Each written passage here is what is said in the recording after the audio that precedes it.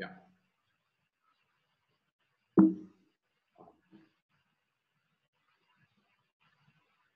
Avinash, there's somewhere it is saying that it's getting recorded, right? Yes, we can see that it is getting recorded. Okay, cool. Thanks. Yeah, so those are our handles. And this is also a plug for the PhD clinic, because this is where we're trying to funnel people who attend different events of ACM India into other events that we do. Given that most of you would be PhD students who are attending this call, there is way by which you can actually interact with mentors. So this slide and the next slide is listing mentors from different institutes, industry, where you can actually, this is more like a many to many or many to three session, which is many students, but three panelists. Whereas this PhD clinic will be one-on-one. You get a chance to meet with somebody listed here in your area of work, and interact with the mentor for about an hour, asking questions.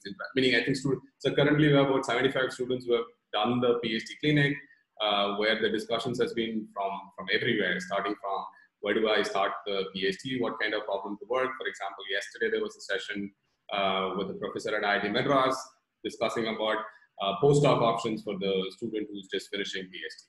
Right, it can go the whole spectrum, but you get 1 hour to discuss with the mentor, and you can come back also. We have actually allowed students to come back and interact, which have also started in the last, it's about 3 months since we started this. And in the last 3 months, we've had 4 or 5 students come back also. So the cycle also is going right now. So fabulous mentors. If you see any of your areas here, all of this is also on ACM India's webpage, ACM India's Twitter handle, so you can take it from there.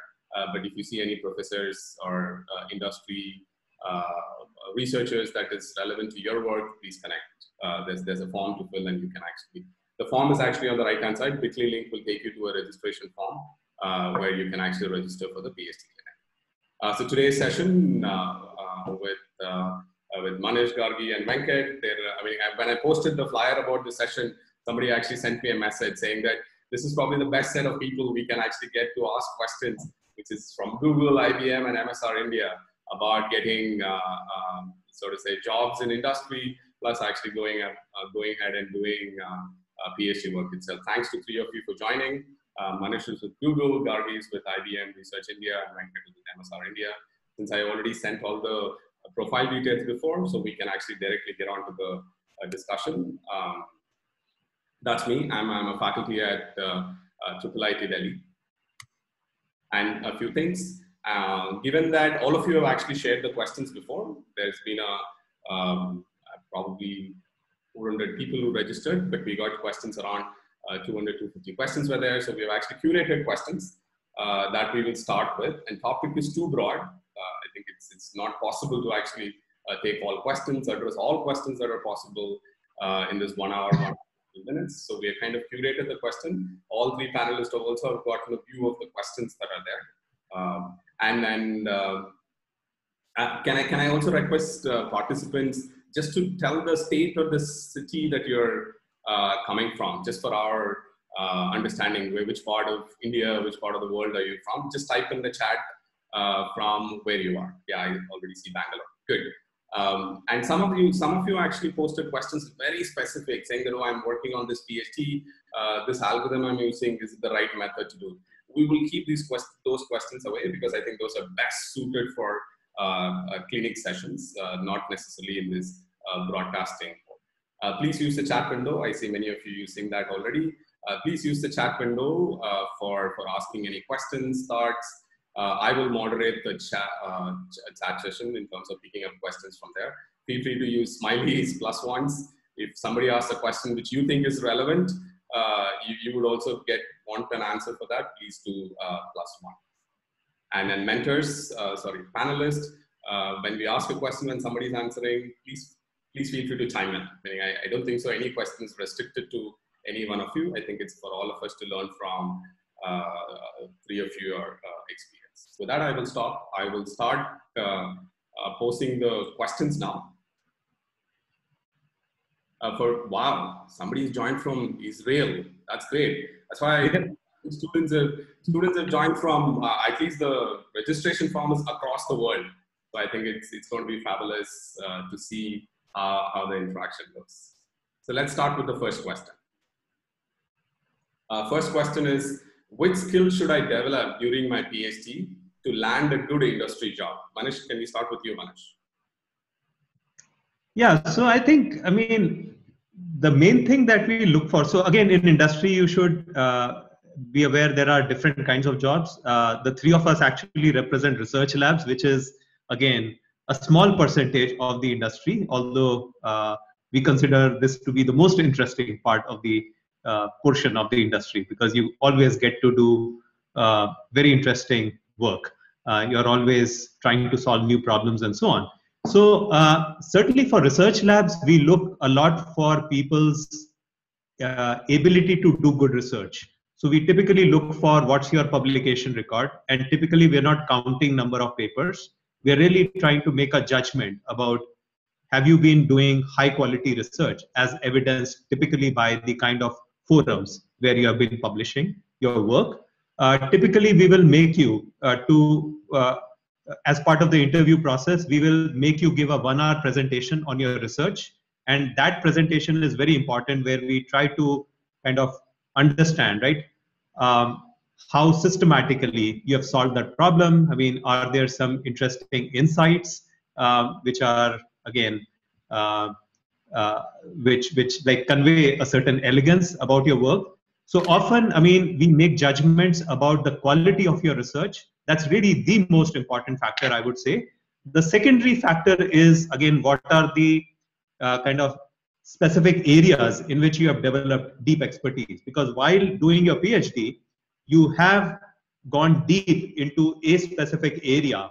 And so there are areas like today, right, different areas within AI, which are very popular, natural language processing, computer vision, speech recognition, and so on. So often there are also those kinds of area matches that often industry looks at, that yes, I have broadly a lot of problems in the language processing area. So let me look for a candidate who has done good research in natural language processing. You're not necessarily looking for somebody who solved specifically the same problems, right, that you're interested in solving. We are looking more for your problem solving capability, the kind of ability you have shown to do interesting novel research, and your level of motivation, drive, and so on. So those are the primary things. And maybe, I don't know if Venkat or Gargi, you want to add something.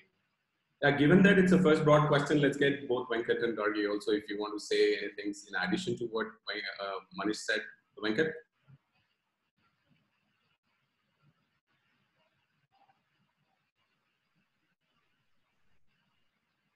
Yeah, I can chime in while Venkat gets a mute. Go ahead. Yeah. Yeah, I think I echo everything that Manish said. I think depth and having a body of work that represents that depth is important. So a consistent story in whatever is the field of your expertise and what you want to pursue is also something that we want to look towards, right? I second, motivation, smart problem solving, and intent, a good quality set of publication records. Overall, we are trying to look for candidates who has the nuggets to really create an eminent researcher persona in that field, right? So body of work is also something that I would encourage people to focus on. I think Venkat is probably, you're there. Yeah, so can you hear me now? Actually, yeah. So I think I'll just be very brief, and maybe this will eat into some of your other questions, but I think that's okay. I think, I hope. I think I completely agree with everything that was said. What is really important is to make a statement about the quality of your work through where you've published it, and not just publications, of what you have done with your work. So let me just be concrete. I think one of the other questions was, do we look at number of papers? No one looks at number of papers. I think quality counts for a lot more than quantity, and this is a cliche thing, but it is really true, right? So having 2 papers, I mean, I'm talking about my kind of area, like systems and networking.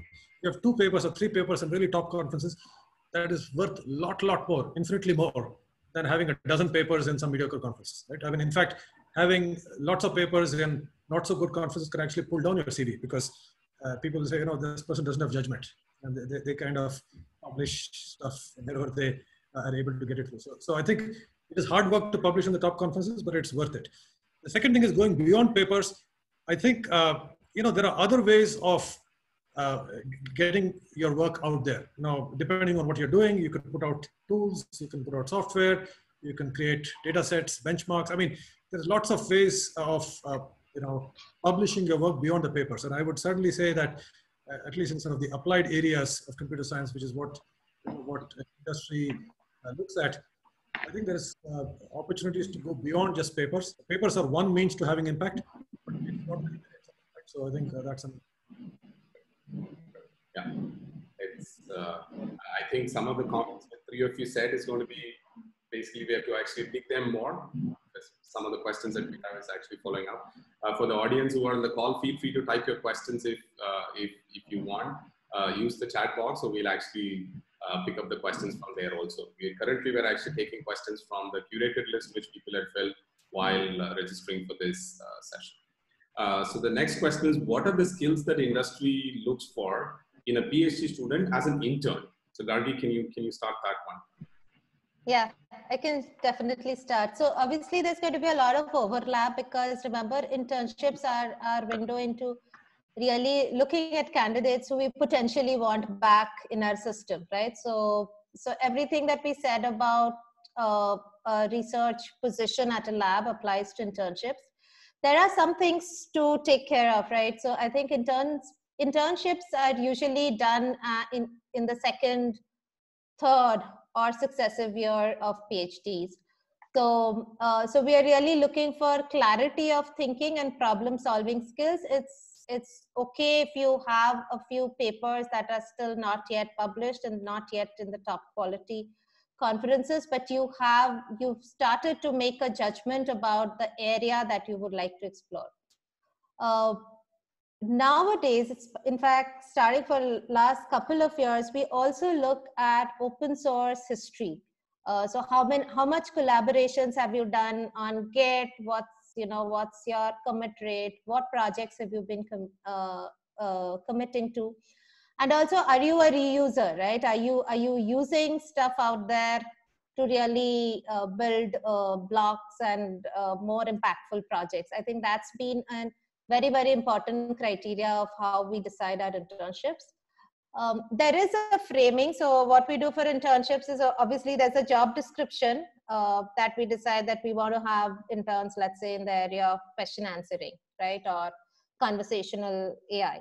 And then if there is an interest from your side, we do an interview. The interview is not as extensive as we would do a normal hire, but all we are looking for is, have you done things?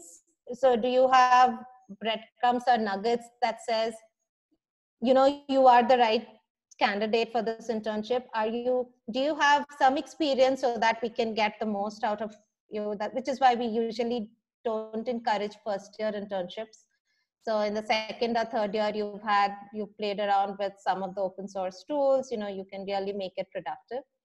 And the third thing is that, are you open for exploring something that maybe you didn't think about? So we do give interns the option of either trying to do some work in an area that they've heard about or they're interested in, or completely exploratory, right? Like, let's get together and break open the Linux kernels type of stuff. So that's what stands out in internships. So make sure your resumes are well written, and it's not a laundry list of things you've done, but focus on the stuff that you've done and it's impactful and it's outcome based, right? I implemented this algorithm which beats the state of the art by this and this by this much. It's a much more stronger statement than saying, I implemented this for the project and I use this set of tooling. So make it more outcome based. That's my recommendation. Super. Anything to add on? Yeah, super. I think this resume thing will come back later. I think there's some question about just the work you look for. I think Venkat also mentioned, look, quality is more than quantity, all of that. But let's pick one thing that you said, Gargi. Probably we can get Manish or Venkat to talk about it.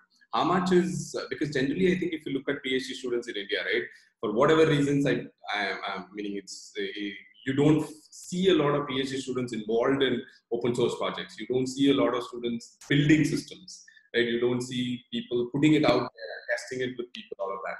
What do you think we should, this is more like a PhD life question. What do you think as a PhD student I should be doing to break that, and how do I get myself noticed by the industry in doing so?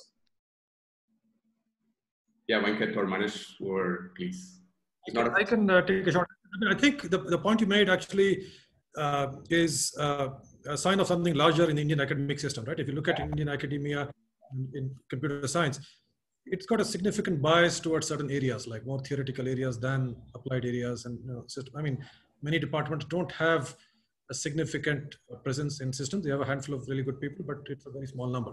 So the student inclination and mix tends to reflect that, right? So most of them are more comfortable doing analytical work and so on rather than building large systems. Yeah. But there are people who are doing this, for example, Saurabh Bansal at IIT Delhi and his students have been putting things out.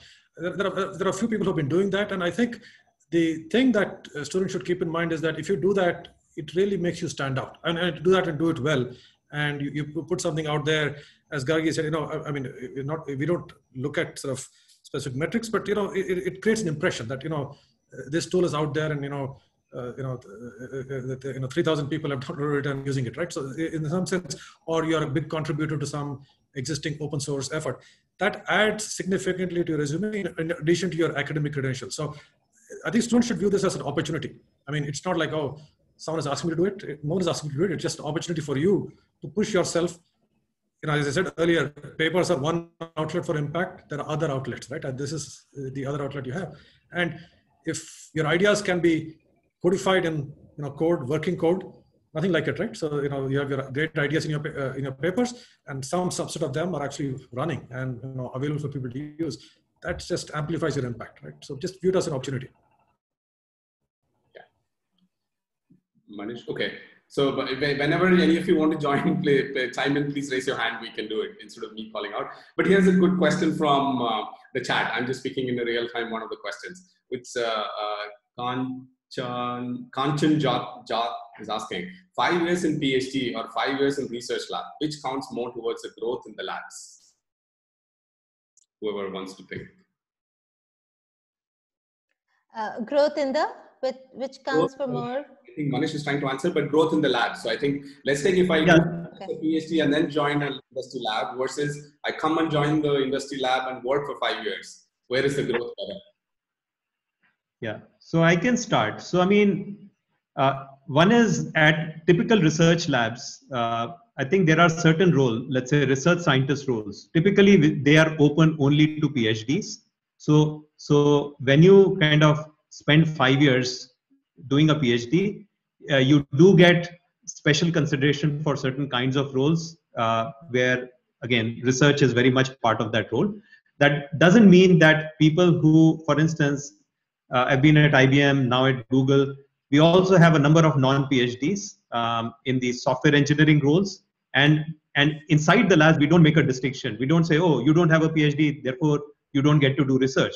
Or you have a PhD, you don't need to bother doing the programming, right? So everybody does everything, but there are certain expectations from research scientists, right? And those roles typically require a PhD. It is possible. So in some rare cases, we do give offers to people who don't have a PhD, but only when they have demonstrated really, really strong research track record, right? Research accomplishments in other ways. Because PhD is not a requirement, right, to do good research, but it is very good training that lets you do good research. So the other thing is, I think 5 years in doing a PhD, if spent the right way, if you have developed kind of the right way to do research, because PhD is again very good training to go deep into a problem, not take shortcuts and kind of try to, and you also get a lot of confidence that yes, you can take a previously unsolved problem or a problem which didn't have very good solutions, and you have developed hopefully the best solution, right, to that particular problem, which is state of the art. So just that that experience teaches you so many things that I consider PhD often to be a very, very, very valuable experience that does pay dividends down the road when you go and join industry. Yeah. Yeah. I can just add on. Yeah, I mean, if I had to pick, I would also say 5 years in doing your PhD, right? Because you acquire the skill to learn, right? And learning and unlearning is something, I don't think there are any guarantees even after a PhD that you continue in the area, because technology changes really so often. And what PhD really teaches you is the discipline of learning and the ability to unlearn and relearn. So I would also pick a PhD, but having said that, there are many reasons not everyone can do a PhD at that time. Research labs absolutely offer you the opportunity to shine in what you want to do, right? If you're a research software engineer, if you are focused on building systems that make a difference, that's also a great role and a great path. And to chime in to exceptions, I mean, we've also made exceptions. We hire research scientists with non-PhDs. Obviously, they have to demonstrate excellence, in some other ways, either through publications or some other substitutions. And we've also done, we brought in research software engineers into the system. They've demonstrated excellent track record of innovation, of making things count, of having impact, and doing papers. We've actually made them research scientists in a few years. So if for some reason you cannot pursue a PhD and you have to enter a job, that's still opportunities and roles. It's really what you enjoy doing. And I think that's the question you need to ask. And that's the most important thing. People who are research scientists also have additional roles like, being a part of a community, creating external eminence, being part of conferences. And if that's what really you want to, I mean, you should look at a long-term job role of getting into a scientist position. But if not, that's fine too. Everything that you build as systems count equally as much, sometimes even more. So I think it's really what you want to. I'll just add a caveat that you guys are talking to 3 PhDs, so you're going to get a biased set of answers. So maybe you should also talk to some non-PhDs who are more successful than us, and you might get a different answer. So be aware of the bias. Let's put that 4, not the last part what he said, successful part. Let's put the PhD part. Yes, I will also join that crowd. But here is the next question, which is post PhD. I think this is like so let's start with Venkat on this. Is it very difficult to come back to academia if one joins industry after PhD? I finished PhD, get into the industry lab, coming back to academia as a professor. What kind of difficulty? Right. I think that's a great question. I would say, it's not the norm, but it certainly happens, right? I mean, there are people who have joined industry, joined research labs in particular, spent several years there, and then moved to academia as professors. It's happened, and not just in India, but in the US and other places. I know of examples like that. It's not the common case, right? In some sense, academic positions, by definition, are few number. Right, you have one professor who produces, over the course of their career, maybe dozens of PhDs, right? So in some sense, you think of the ratios, the number of professor openings in any system is going to be small. And therefore it's quite competitive. But if that's something of interest, as I said, it certainly can be done. People have done that. I think that what's important is to remain visible, remain active as a researcher, publish, have the external profile. In industry, one of the things, depending on what you do, you can be very successful with great internal visibility, but not necessarily an external profile that makes you visible to people outside your company. That may not be the ideal thing if a future academic role is of interest to you. So keep in mind that through academic publications and giving talks at universities and so on, you preserve this, or you maintain your external profile. The other thing is in terms of timing. So at least I can speak for the US system, where I think this kind of stuff happens perhaps more than in India. People get into academia either straight after a PhD, so that's sort of one natural place, or maybe after about 5 years, where you've done something interesting, but you're still young enough that maybe you will join a department still as a an assistant professor with a short tenure clock, and then you get tenured, or you're a legend, right? You have basically made it so big that any department would love to have you. And if you're somewhere in the middle, it gets harder because you're obviously done well, but you're not. Actually, as my PhD advisor put it many years ago, he said that when you join fresh, a department gives you a certain, what should I say, a certain bonus points for the possibility that you'll be great, right? You'll be a Turing Award winner, or you'll be someone like that. But after 15 years, if you've done well, but you're not really sort of hit it out of the park in any spectacular way, you no longer get those bonus points, right? So in some sense, I would say if you want to do that switch, do a few years in industry. If you don't like it, or you think academia is better, make that switch within about 5 years of your PhD rather than wait 10 years or 15 years. Very nice, very nice. I think that makes a lot of sense. So let's see if there are any questions in the chat. I think chat questions are more interesting in terms of getting jobs and things like that. Okay, so I think this is about the sort of say university ranking and everything. I think this question has come up multiple times even in the curation, but people are asking the similar questions. So let's take one or two of them. Meaning, is there a difference in assessing the quality of PhD candidates from different resources, meaning universities or countries? So meaning ranking within India, outside India. Yeah, Manish. So let me start that. I mean, we look much more at the quality of conferences where you're published, because again, I mean, realistically, people are not going to read each and every paper, right, that you've written. So the first judgment call we make from your resume, right, is by looking at the quality of conferences, right, where you have published. Because there are today so many conferences, and there are a lot of not so great conferences where it's relatively easy to get your paper published. So I would say the quality of venues where you're published, that matters far more than whatever the how well ranked your university itself is. Although, I mean, there is some correlation, right? That often, I mean, there are good universities where you do have professors who have been publishing at these top conferences. They somehow make it easier, give you a better, again, opportunity, right, to do exciting research and so on. So to that extent, there is some correlation. However, we go much more by the quality of venues rather than the ranking of the university that you come from. Yeah. And then there's a related question, which is also about PhDs from Indian universities versus PhD from other universities. Meaning, how would you react to that much? So maybe I'll start. I mean, again, I mean, many years ago, there was, it was very rare to find people with like world-class publications coming from an Indian university. So there was an implicit bias in favor of some of the top, let's say, US universities.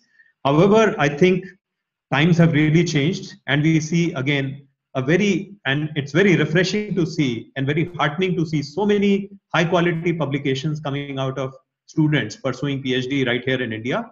So, and I mean, whenever we have had, for instance, funds, right, to support conference travel and so on, it's always good to see those funds getting kind of blown up, right? Because there are so many good submissions.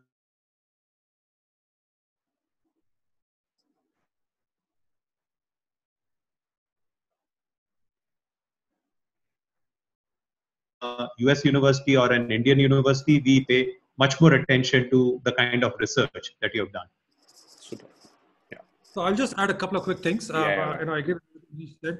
One is that someone, I think PK, you were saying someone asked this question about ranking of the university and then small universities and big universities.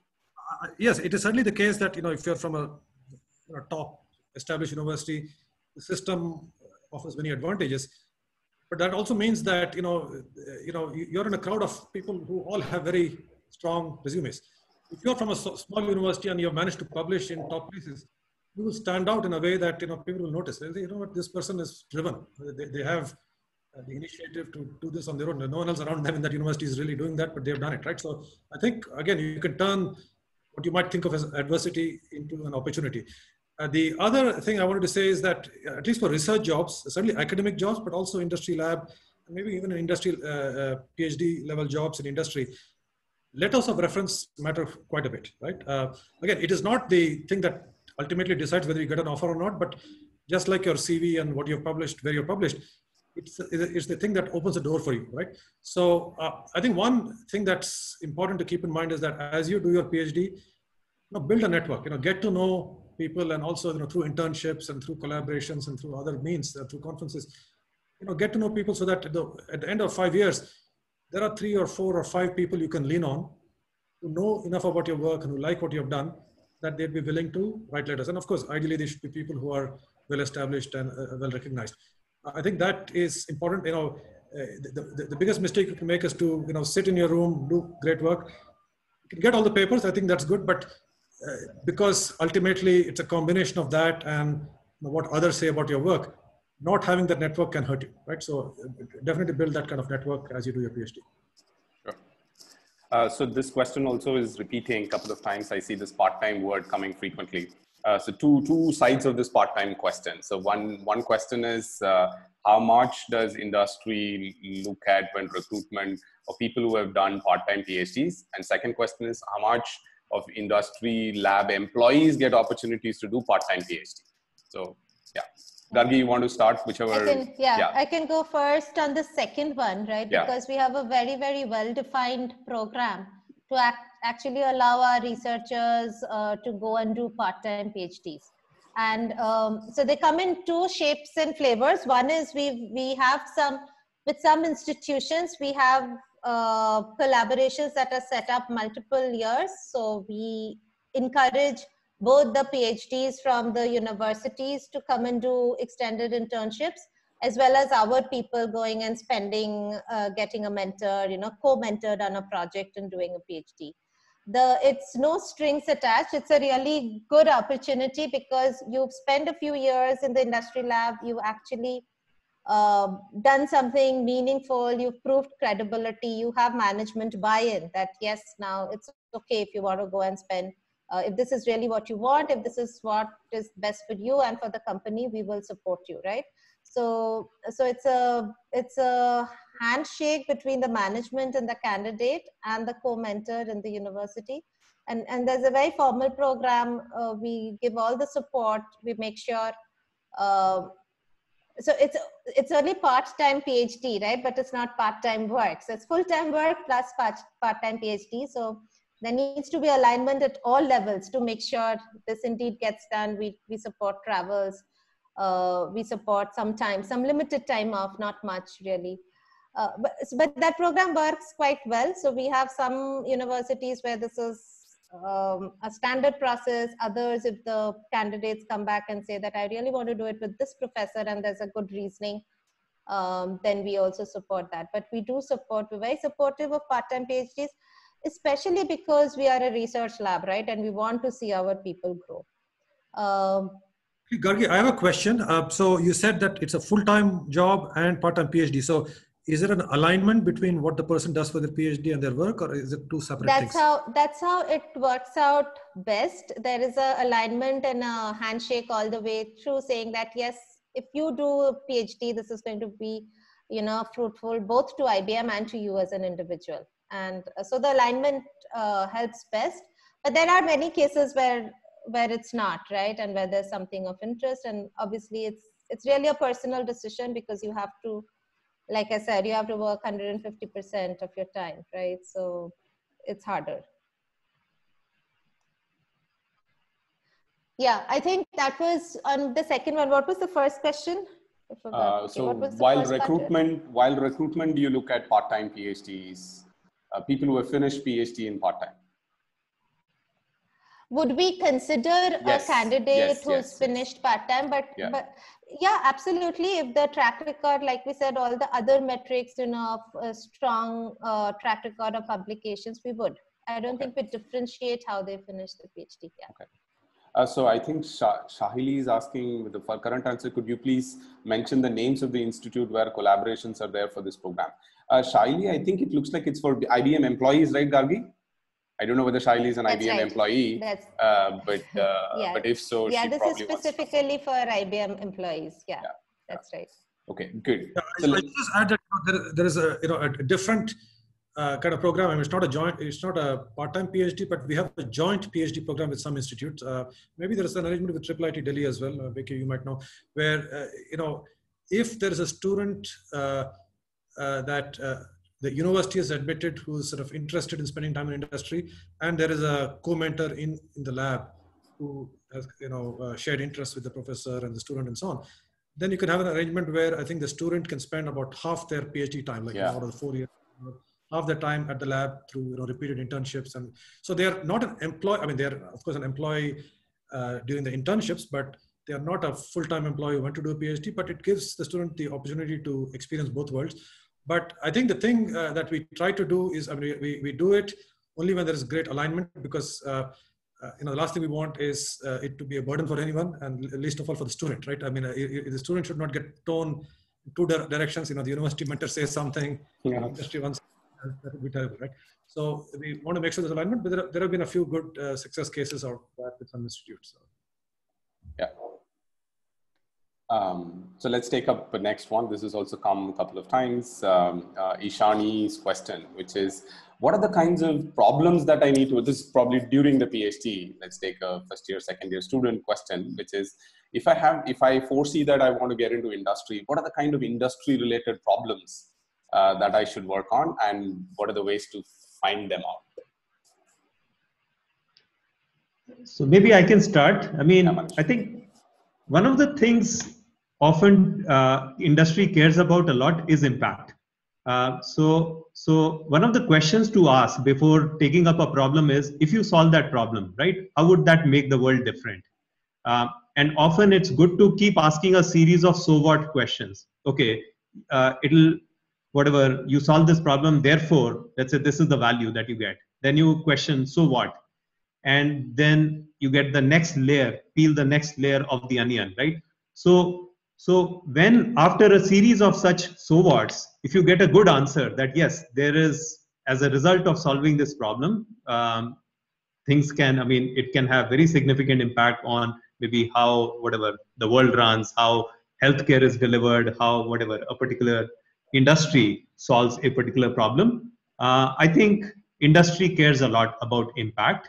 And so normally, I mean, when you work in an industry lab setting, your choice of problems is itself very, very important, right? What kind of problems do you choose to work on? Because the ones that will produce the maximum amount of real world impact are those things that, again, industry likes you to work on. So that's one, I guess, lens you could apply. Yeah, Gargi and Venkat? Yeah, I mean, I'll chime in and I'll give a IBM specific view. I mean, I think the problems are important, and like Manish said, right, in an industrial research lab, the so what question is very important, and is the business impact. One other thing that I've seen work well, and maybe it's an IBM specific statement, is IBM Research a couple of years back decided to take on this mandate that, we have to also answer this question, why IBM, right? So it might be a great research problem, it might actually have a great outcome, but if the parent company is not in that space, you might have to think twice before you take on that journey, right? So this is an additional lens, at least I have seen this in IBM Research, where we now really try to answer the question that, so what, and what does it change for IBM? It might not be true in other research labs, but I wanted to put it out there. And for example, IBM is big into the enterprise, right? And it has two big things it leans on, like the cloud and AI. So everything that's in that bucket of envelope is and has a great impact and a great way to change lives, I think is fair game. But something that is outside of that strategy will need to be answered. So more questions to ask, really. Adding. Yeah. At the same time, I will also qualify that ultimately the nature of your work, the quality of your work, that matters far more, right? Because rather than saying, okay, this is the hot area, therefore let me, solve a small problem in that hot area, I mean, if on the other hand, you solve a much bigger problem in an area which is not so hot right now, that can be actually much more impactful. So don't always chase whatever is the current fashion of the day in terms of the areas. The quality of your work matters a lot, but definitely industry looks at this whole impact angle quite a lot. Yeah, and your intuition and trends too, right? If you are a good trend reader, if you kept up to date with your reading, you will know what's happening in the market, right? What is the trend? It's not about what's hot, but what is going to make it in the next 3-4 years? What are you seeing? And you should choose the problem judiciously. I think as researchers, we love to solve the problem that is most interesting, but I'm just asking everyone to wear an additional lens and see that it's interesting for you, and what does it do for the business, and what is the set of, and why now? What have the technological trends that you see that sets you up for success instead of failure? I think these are important questions to answer. Good. So let's take the next one. This is also, Venkat, do you want to say something, Venkat? If so. Just very briefly, I guess maybe a slightly different answer. I mean, I thought the question was more about a student who's in a university who wants to get an industry job down the road. They're not someone who's already in industry. So I would say, you should take advantage of the fact that you're at a university and not at a company yet, right? So you have the freedom to explore things, even if it's not relevant to any particular company. When we look at people, we look at their record as an evidence of their ability, not what ability they have. Because what they may come and do when they join us could be quite different. In some cases, they might continue that for some time. In some cases, they might change to something completely different right at the beginning. And that's why I think the work done as a PhD student shows evidence that they're able to identify a problem, look at trends like where you mentioned, defend the position they took, and actually build something interesting, or do some interesting idea. I think that doesn't have to be aligned with any company or any particular thing. It has to be more. It has to make sense to. You should be able to argue why it makes sense given the way the technology world is going. Right? So I think be aware of what's happening, but don't tailor your thing to exactly fit what a particular company is talking about on a particular day. Super. Yeah. So I think this competitive programming question came up in the curated question also. So how important is to have good competitive coding skills to land a job in research lab as a PhD student? Is that something that any of you look at? Yeah, so Google does look at coding capability. So Google tends to look at both your coding capability as well as research, and usually it's a combination. There are always jobs, right? So there are jobs. For instance, we are also doing a fair amount of fundamental research in AI, right? Deep learning. While on one hand it is showing all these impressive advances, there are still fundamental challenges, right, with deep learning itself, right? Some of the challenges of generalizability, how do you deal with out of distribution data, how do you explain things, and so on. So there are people who we look at who have done, let's say, good research in those areas, good theoretical research, and we are hiring them primarily for their research capability, right? So as part of the Google process, yes, they will still be required to go through a coding interview, but even if they don't do very well on coding, we will take a holistic decision, right, based on what primarily we are looking for. But these days, since a lot of kind of research requires a fair amount of doing hands-on work, right? Because often, I mean, to show great results in, let's say, deep learning, you have to actually implement these systems, right? And show real results, at least on some benchmark data and so on, right? That you're getting better results than the previous known techniques and so on. And usually that does require you to be reasonably comfortable with coding and so on. So to that extent, since an adequate level of coding and so on is a requirement for being able to do good research or impactful research, it is often a need, but not in each and every role. Often we make a holistic decision looking at all aspects, but certainly part of the interviewing process, we look at all aspects of your capabilities. Okay.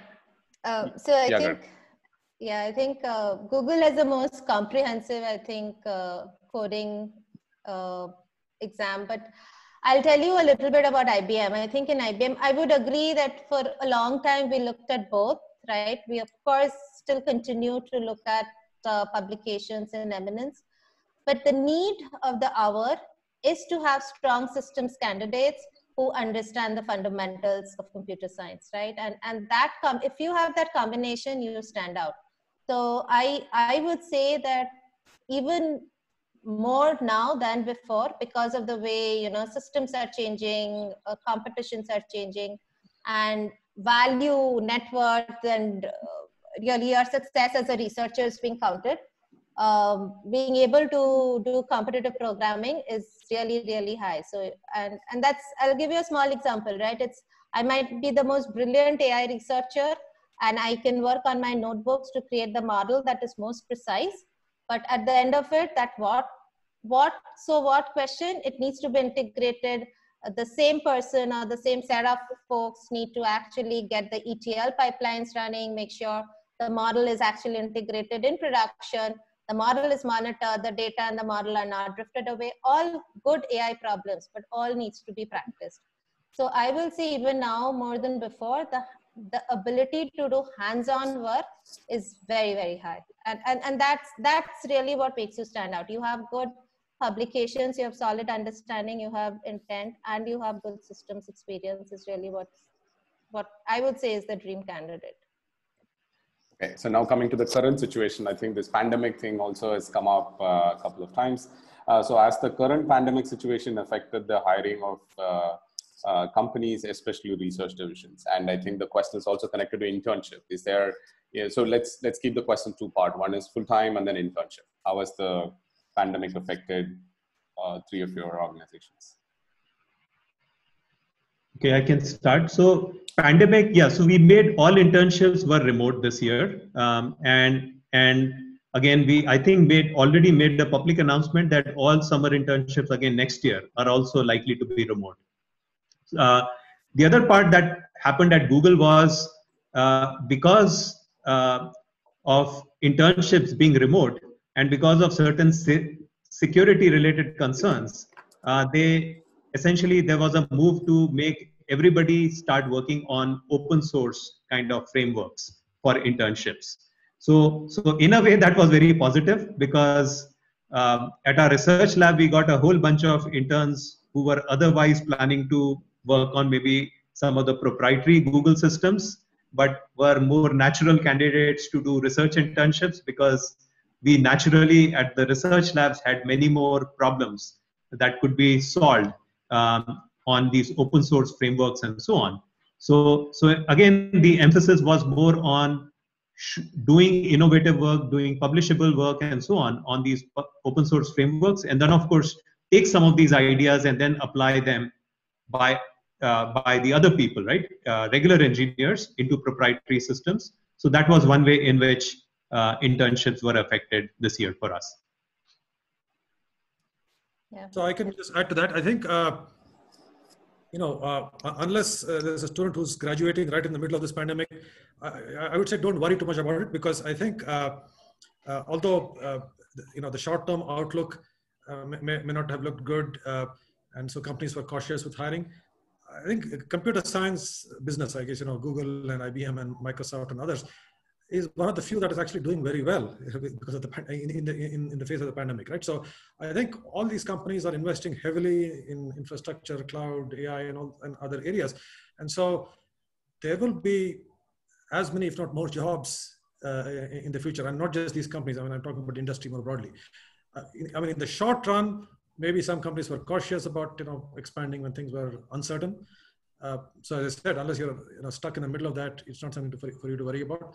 I mean, internships, same thing. I think we had remote internships, but the numbers were down because I think both mentors and interns. I mean, remote internships are good, but they don't have the same charm as being at a lab and rubbing shoulders with colleagues. So I think the numbers were down, but hopefully it will be back up next year or the year after. So that's what I'd say. Okay. Yeah, same. I think 100% remote internships this year, but also had the model of having interns from India being mentored by coaches and in the US, and the reverse, right? Australian interns being mentored by folks in India. So completely transparent model. I think broke all barriers. Usually the internships are local. I agree. The real touch and feel of being in a lab, just not understanding your project, but what the set of researchers are doing is invaluable and cannot be replaced. We tried to do virtual sessions. We tried to make sure that there's the same vibe, but it's difficult. I don't think I see a drop in the number of internships or hiring. There might be some temporary readjustments, but like everyone said, I think technology is going to be a necessary thing for us to get out of the pandemic. So I don't see a cause of concern. Yeah. Okay. So this question is, I think somebody started a very nice idea of copy pasting the question if they are wanting the answer to it. Many people are asking this. So how should a PhD first year student, I think this is relevant to all the three organizations, fellowships. If you can throw some light on how should a first year student prepare their application for the Google, Microsoft and IBM PhD fellowship? Well, what do you look for in the application?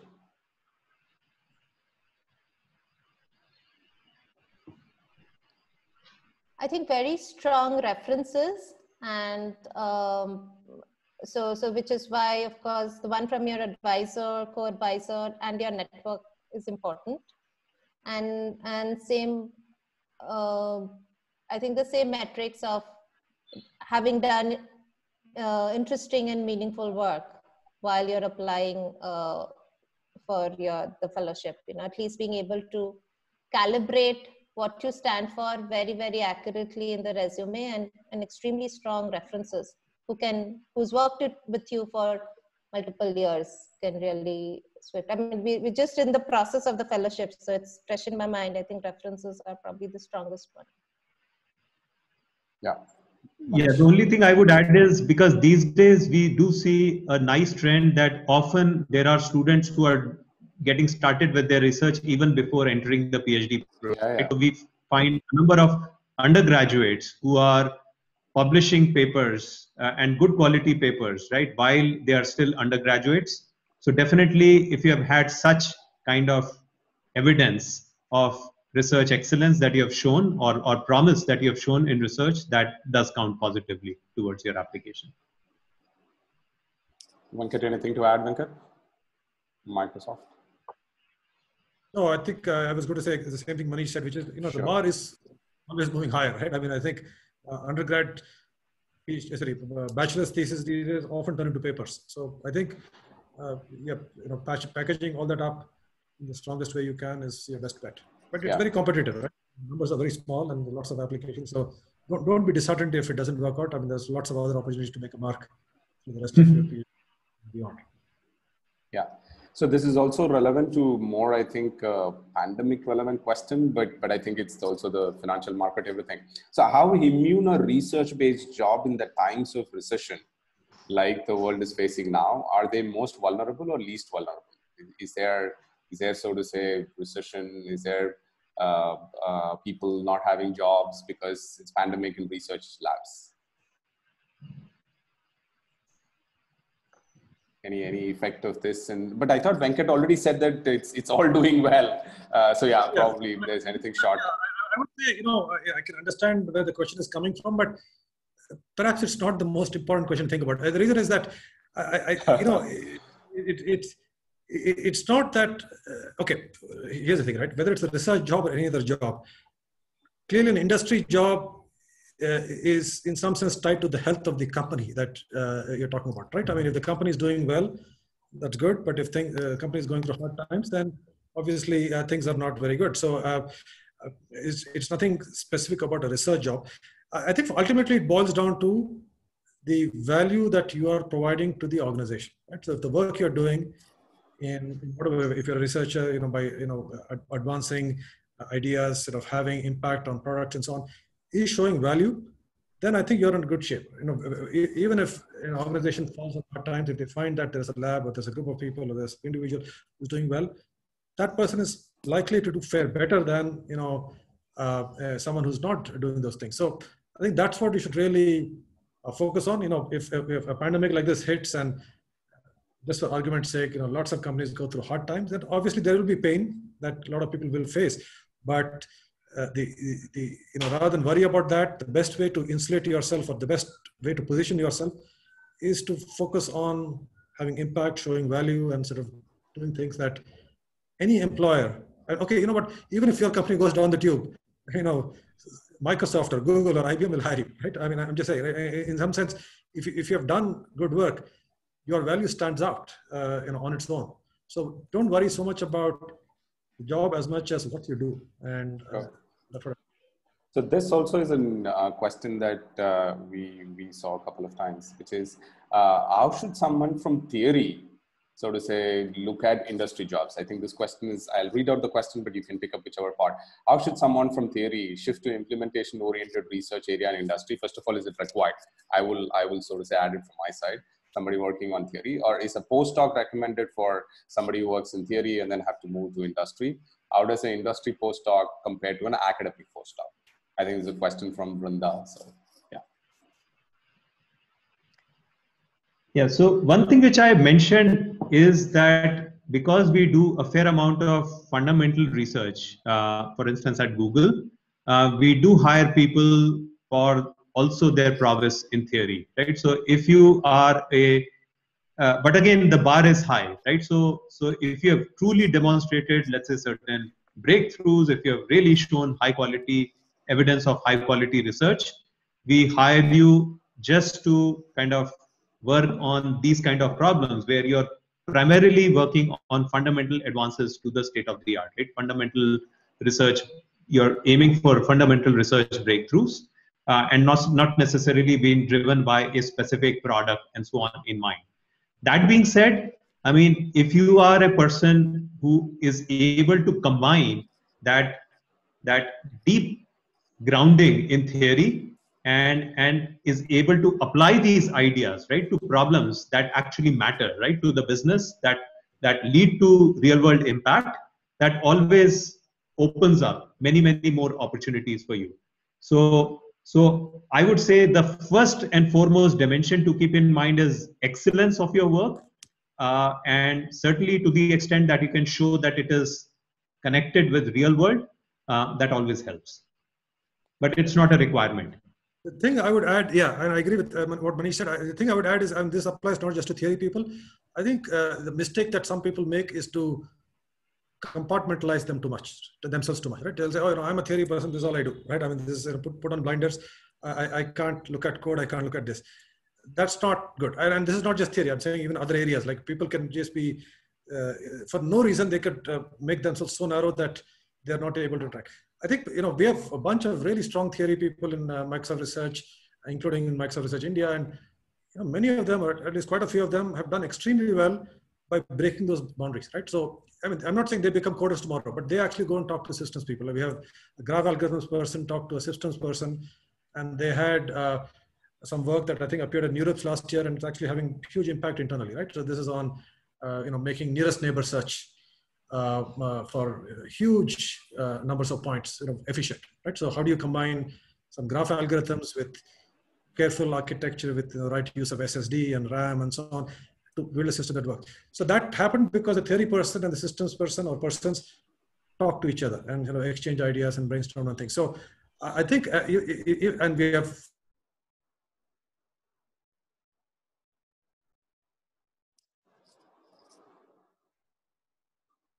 you're a theory person or a compilers person or a networking person or anything, break through these boundaries and make connections with people across areas. And that's what these research labs, often allow you to do, because there is a spectrum of people across labs, and you can even work with outside people and just have a broader perspective than what your particular expertise is, so that you're able to, amplify your work.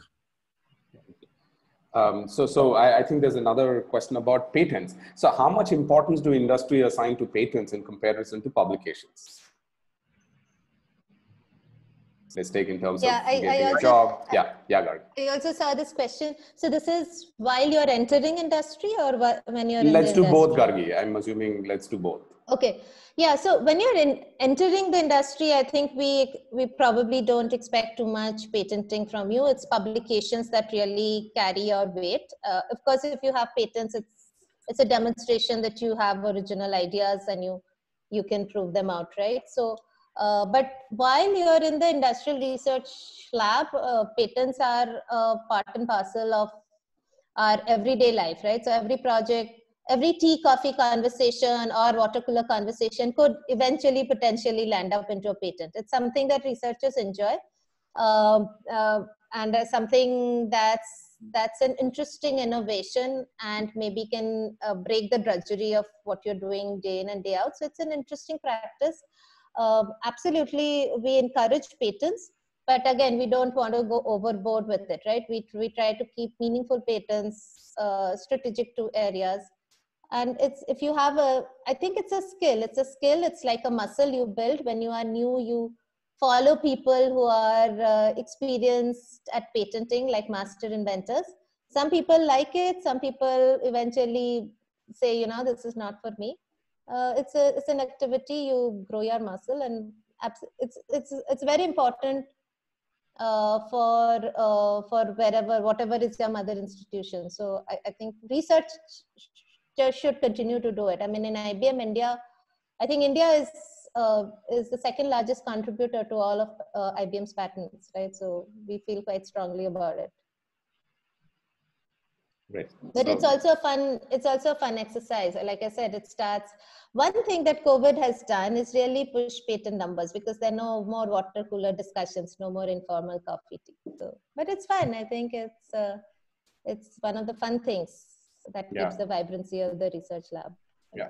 So this question is about, so it's about 5 o'clock. So for participant joining in, please, if you have any final questions to ask, we'll keep a few questions and then we'll stop in another 10 or 12 minutes. That's what we requested the panelists for, about 5:15. So one or two questions about so I think this comes back to academia also many times, which is I finished my BTech, I go into industry for working, but I feel like, no, I want to go back to academia for a PhD. So what are the approaches that you think we should follow from there on? Or if there are opportunities, like for example, MSR, Venkat mentioned about research fellow programs. So what are the ways by which I should actually go about thinking about getting back to academia for a PhD? Venkat, do you want to say about your fellowship program, research fellow program? Yeah, sorry, the question is someone who's working in industry who wants to go back to do PhD, is that what you're saying? Yeah. Okay, yeah. So I think, we have a research fellow program, which let me just spend a minute about it. It's designed for people who have finished a bachelor's or master's degree and, are intrigued about research, but are not quite sure whether they want to do a PhD. We, hire them for up to 2 years, where they work with researchers, doing research, writing papers, being on patents, doing, internal tech transfer. They do everything. And I would say the majority of them then go on for PhDs, and many to the really top universities around the world, and do extremely well. And then some of them actually, after finishing that, they actually joined Microsoft or Microsoft Research as full-time employees. But we've also had other people who've done this, and then some of the smarter ones figured, this research thing is not worth it. For example, Bhavish Agarwal of Ola Cabs, he was a student of mine. And as I say, he and I used to write papers together. I'm still writing papers. So I think we have a spectrum. So that's certainly an opportunity. The other thing, I know this question about part-time PhD had come up earlier. I would say one of the charms of doing a PhD is to have this freedom and unfettered environment in which you can explore and, push yourself, but don't necessarily get pushed by a system or a big machine, right? Essentially, you're pushing yourself because you want to excel and you want to sort of shine. And I think if someone's looking at a PhD and if they can afford it, I would say take a break, right? Essentially, be full-time as a PhD student if you can. Because I think you will enjoy it the most that way. You will get the most out of it that way. I mean, it of course depends on the circumstances, but if we can do that, I think that would be great. Sure. Anything from? Yeah, I mean, if this is the final question, No, we'll take a few more. So yeah, I have a few more to answer. All right. Yeah, please go. Yeah, ahead. no, I agree. Sorry. Go ahead, Manish. No, go ahead, Gargi. Sorry, I thought.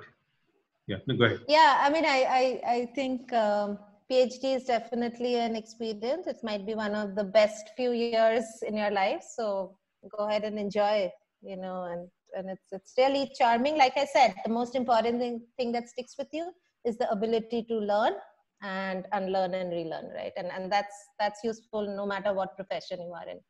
Yeah. Right.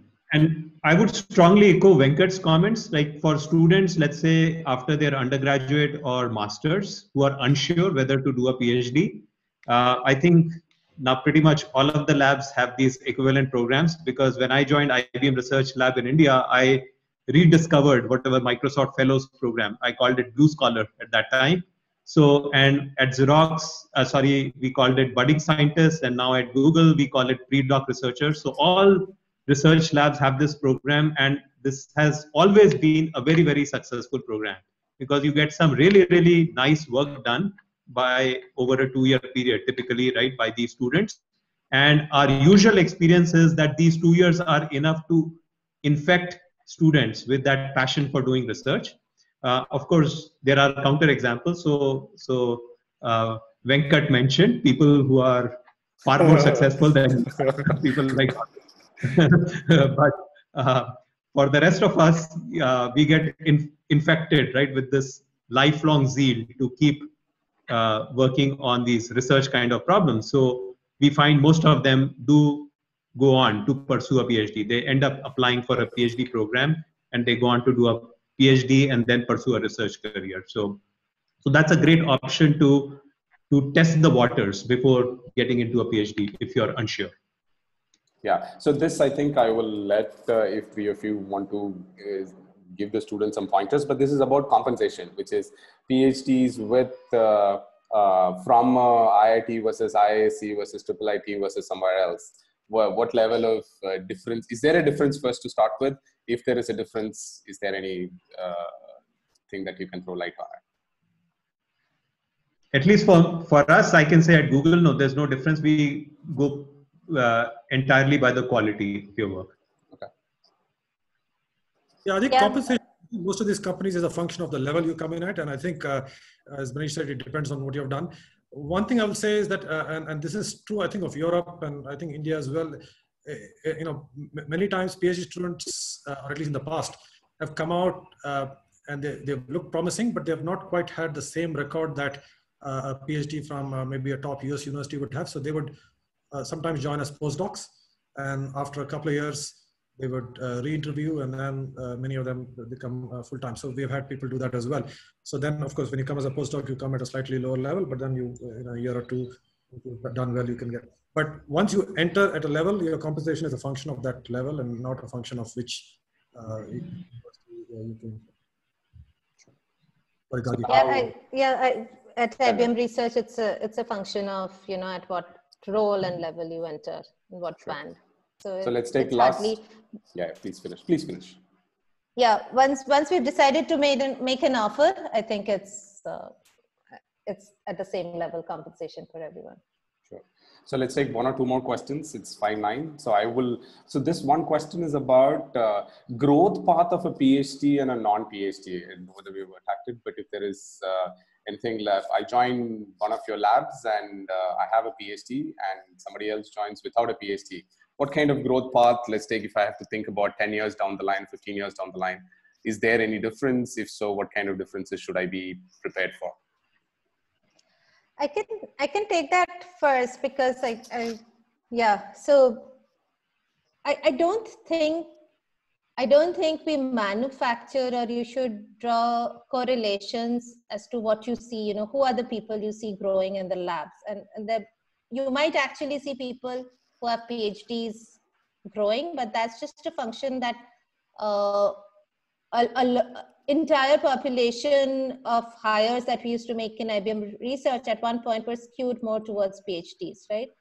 So, but today, if you join in as a non-PhD, you will start seeing examples of people who've not done PhD, but done very, very well, just because of the way they think, just because of the impact they drive, just because of the transformations they've led. The other thing I found really useful for growth in research is stepping in and out. You know, once to really, really understand the business, stepping out sometimes of research and coming back in has just added to the breadth of roles. So while I would say that if you try to correlate with numbers and if you see who are the senior managers or the managers or the directors, it might seem it's skewed that, you know, there's a correlation with the PhD. But I would just warn that that's probably not true. It's just the reflection of the population we used to hire. Today, we are starting to see examples of people who don't have PhD, but are tremendously smart and being able to drive transformation. So that's my take. Anything from Manish? Okay. So here's the last question. Let's keep this as a last question. I think, Manish, you want to say something, Manish? Sorry. No. I just was tempted to repeat Professor Phatak's quote. He said, PhD is a state of mind. There are people with a PhD who don't have it, and sometimes there are people without a PhD.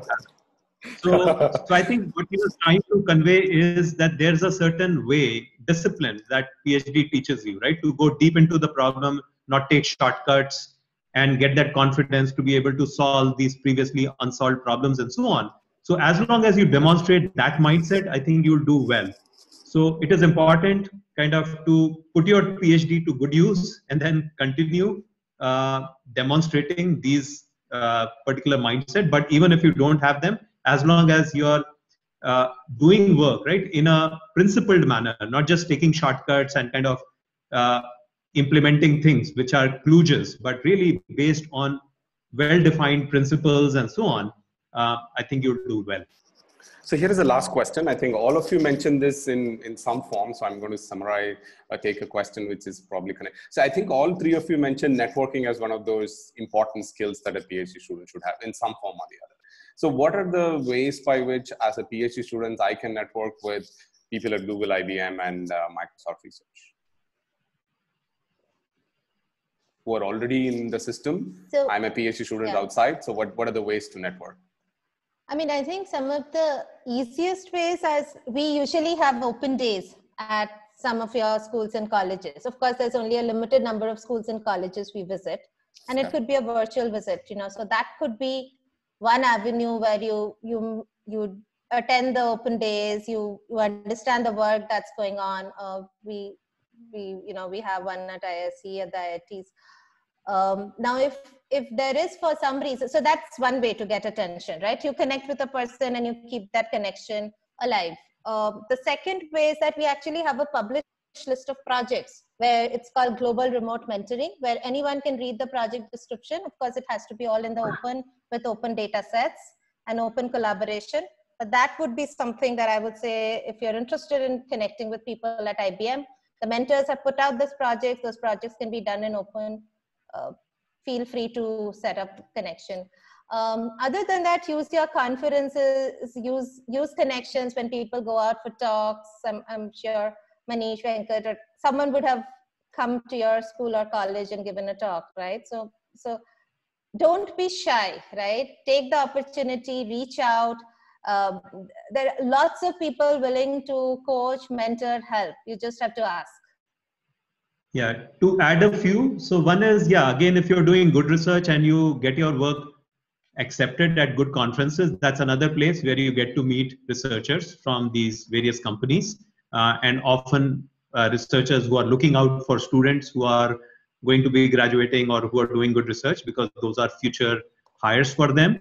Internships is another way in which you kind of get an opportunity to both kind of you experience the whole environment firsthand, and also the people who might be interested in hiring you, they get to see you much more closely, get to work with you much more closely. Then we also organize, I mean, for instance, we will start organizing, we are a young lab, but we plan to very much start organizing these summer schools, winter schools, and so on. So we organize one for undergraduates and masters. That was because of the pandemic. We decided to break this up. But we will be organizing one for PhD students very soon, targeting March timeframe for that. So the summer schools, conferences, internships, those are additional ways in which venues, right, where you can interact with folks. Yeah, the only thing I would add is, and this is sort of not directly answering the question, but sort of, students often email researchers at labs, and you should certainly feel free to do that. But, just keep in mind that people get busy and they may not always respond, but don't take that as an indication of, lack of interest. I mean, they might just be busy at that time, or maybe it's not a fit for them. Then I think just work on, building up a profile that will catch attention, right? And as Manish and Gargi said, publications in top places, software you put out, so that your email next time you send email rises above the crowd, right? And people actually notice it, right? So I think that's what I would say. And leverage all these forums. We have conferences, including conference in India and so on, to just sort of get to meet people and talk to them. Okay. Yeah, thanks, Manish, Gargi, and Venkat. So that's it. So thanks everyone for joining, and thanks to three of you. If there are ways to clap, there are reactions button. Please thank the panelists. Taking one hour, 30 minutes from them is very hard. They're all extremely busy people. Thanks to three of you. We will actually put out the recording for participants. We'll actually put out the recording in the ACM India YouTube video, and it will also be posted on Facebook, Twitter, LinkedIn, Insta. Please pick it up from there. For people who joined late, there were some questions I did not pick up consciously because some of them were answered beforehand. Please also consider attending the PhD clinic, which will give you an insight into one-on-one discussion with faculty or researchers. Thanks everyone. I will stop. Thanks Manish, thanks Venkat, and thanks Gargi. Bye-bye. Thank you. Bye.